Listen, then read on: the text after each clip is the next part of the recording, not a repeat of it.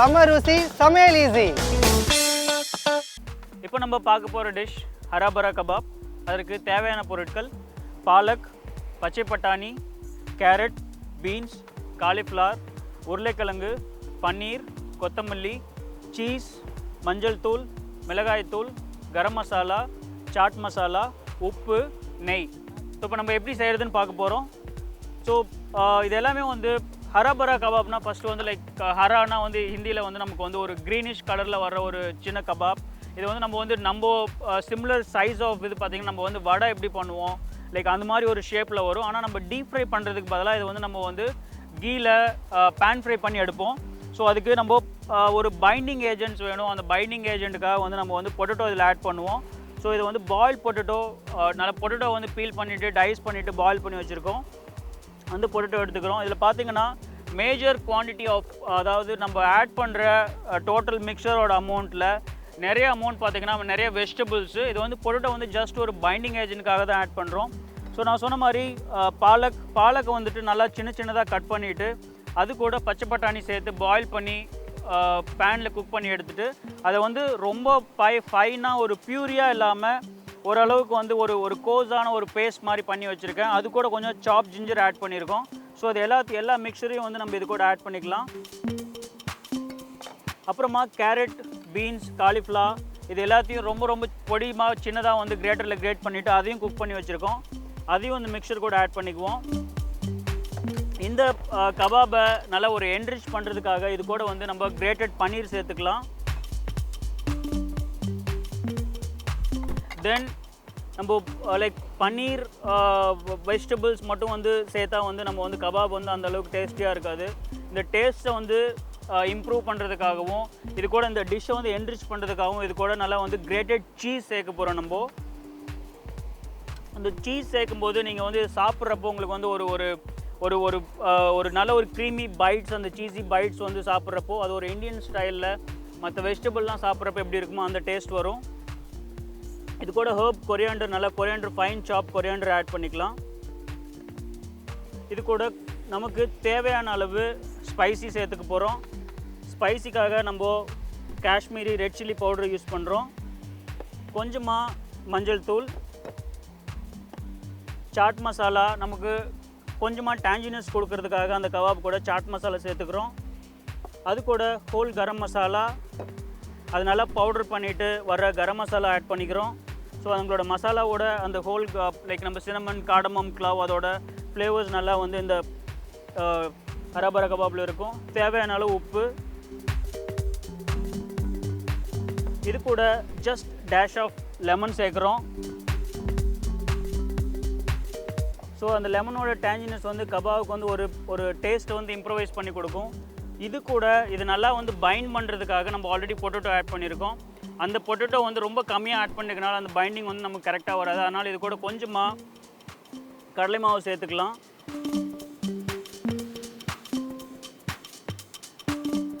So நம்ம சேர்த்த எல்லா மிக்சரையும் நல்லா மிக்ஸ் பண்ண போகிறோம்.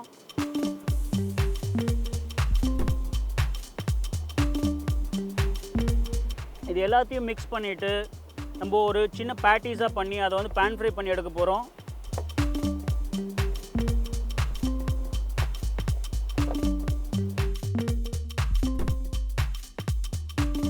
இப்போ நம்ம ரெடி பண்ண மிக்சர் எல்லாமே வந்து நல்லா மிக்ஸ் பண்ணிவிட்டு ஒரு ட்ரை கன்சிஸ்டன்சியில் நம்ம வந்து நார்மலாக நம்ம தமிழில் சொல்கிற மாதிரி லைக் ஒரு வடை பண்ணுறதுக்கு ஒரு கன்சிஸ்டன்சி இருக்கும் இல்லையா, அது மாதிரி கன்சிஸ்டன்சியில் நம்ம ரெடி பண்ணிட்டோம்.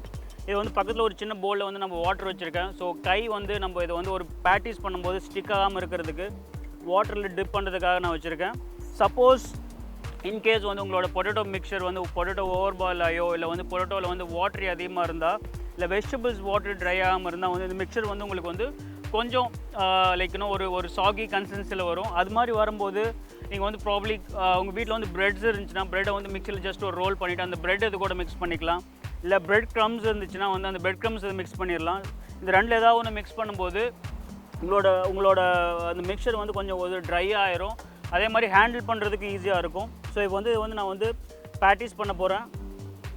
ஃபஸ்ட்டு ஒரு சின்ன பால்ஸ் பண்ணிவிட்டு இதோட ரெண்டு கையில் வச்சுட்டு ப்ரெஸ் பண்ணி ஒரு சின்ன பேட்டிஸ் பண்ண போகிறேன். சிம்பிளாக நம்ம வீட்டில் வந்து வடை பண்ணுறதுக்கு எப்படி ஒரு பேட்டி பண்ணுவோமோ அதே மாதிரி ஒரு பேட்டி கன்சிஸ்டன்சியில் தான் வந்து நான் ரெடி பண்ணியிருக்கேன். ஸோ ஃபஸ்ட்டில் இருக்கிற இது எல்லாத்தையும் வந்து ஒரு சின்ன சின்ன பேட்டிஸாக ரெடி பண்ணி வச்சுக்கலாம்.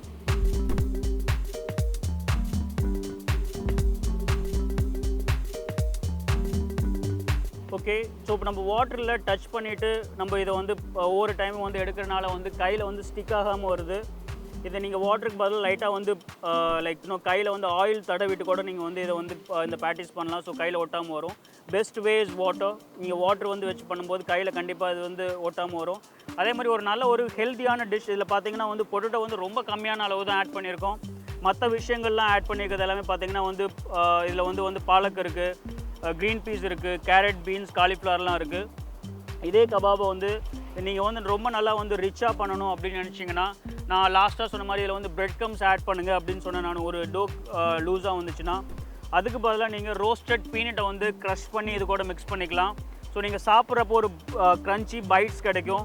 அப்படி இல்லை இன்னும் வந்து ரிச்சாக பண்ணணும் அப்படிங்கன்னா நீங்கள் வந்து கேஷ்நட்டை வந்து ரோஸ்ட் பண்ணிவிட்டு ஒரு செமி பவுடர் ஃபார்ம் பண்ணிவிட்டு இது கூட நீங்கள் மிக்ஸ் பண்ணிக்கலாம். இல்லை நான் வந்து குழந்தைங்களுக்காக சர்வ் பண்ணுறோம் இதை அப்படின்னு பண்ணும்போது இதை வந்து டிஃப்ரெண்ட் டேஸ்ட் கொடுக்கணும் அப்படின்னு நினச்சிங்கன்னா இது கூட வந்து நம்ம ட்ரை ஃபிக்ஸ் ஆட் பண்ணலாம். ஸோ அப்போ வந்து அந்த நீங்கள் சாப்பிட்றப்போ இடையில ஒரு சின்ன சின்ன பைட்ஸ், அது ஒரு ஸ்வீட் பைட்ஸ் கிடைக்கும்.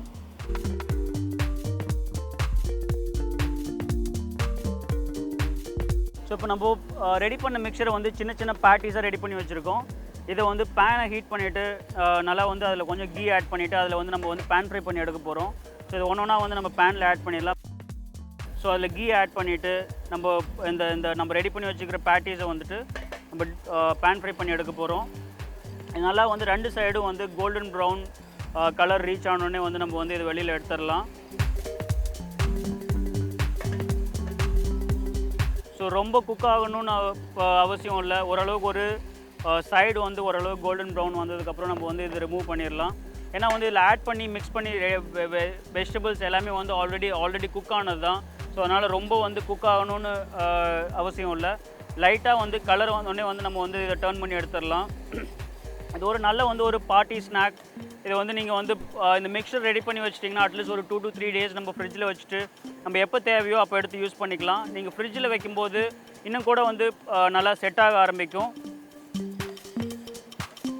ஸோ நல்லா ஒரு சைடு வந்து கலர் வந்ததுக்கப்புறம் திரும்ப அடுத்த சைடு வந்து டர்ன் பண்ணிடுங்க. ஸோ இப்போ பார்த்தீங்கன்னா ஒரு சைடு வந்து ஓரளவுக்கு உங்களுக்கு வந்து கலர் வந்துருச்சு. நான் அதை டர்ன் பண்ணுறேன்.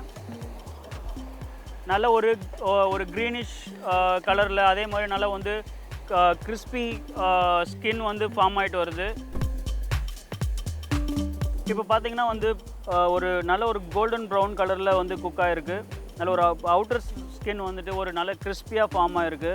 இப்போ நம்ம வந்து இதை டர்ன் பண்ணாலும் ரெண்டு சைடும் வந்து ஒரே மாதிரி கலரில் நல்லா கிறிஸ்பியாக குக் ஆகி வந்திருக்கு. ஸோ இப்போ வந்து ரெடி ஆயிடுச்சு. நம்ம வந்து இதை ரிமூவ் பண்ணி சர்வ் பண்ணிடலாம். நான் லைக் எவ்ரி கபாப் சர்வ் பண்ண மாதிரி வந்து ஒரு மின்ட் சட்னியோ இல்லை ஒரு ஏதாவது ஒரு மைனஸ் பேஸ் டிப்போ வந்து இது கூட நம்ம சர்வ் பண்ணலாம். ஸோ இந்த டிஷ் ரெடி ஆயிடுச்சு. இப்போ நம்ம டிஷ் அவுட் பண்ணிடலாம். ஒரு கிறிஸ்பியாக சூப்பராக இப்போ நம்ம வந்து ஒரு டாங்கில் எடுக்கும்போதே வந்து ஸ்டிஃபாக நிற்கிது. அந்தளவுக்கு வந்து குக்காக இருக்குது. அவுட்டர் ஸ்கின் ரெண்டு சைடும் வந்து நல்லா கிறிஸ்பியாக இருக்குது. கலர் பார்த்தாவே நல்ல ஒரு கோல்டன் ப்ரௌன் கலரில் உங்களுக்கு தெரியுது.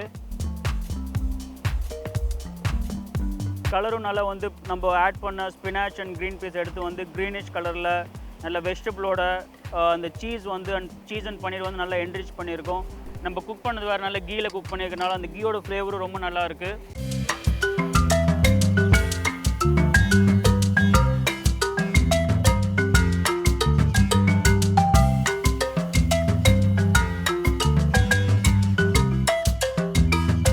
பார்த்து ஹரா பரா கபாப் உங்களுக்கு பிடிச்சிருக்குன்னு நினைக்கிறேன். இதை நீங்களும் வீட்டில் ட்ரை பண்ணிவிட்டு லைக் பண்ணுங்கள், கமெண்ட் பண்ணுங்கள், மறக்காமல் ஷேர் பண்ணுங்கள்.